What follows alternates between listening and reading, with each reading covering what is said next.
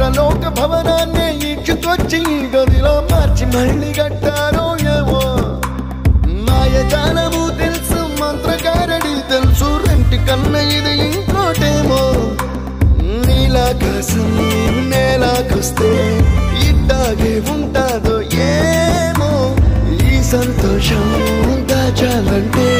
హృదయాలు ఓ వంద కావాలేమో ఇంతందంగా ఉంటుందా ఈ లోకం ఇన్నాళ్ళు ఈ మనసుకి తెలియాలేదే పాపం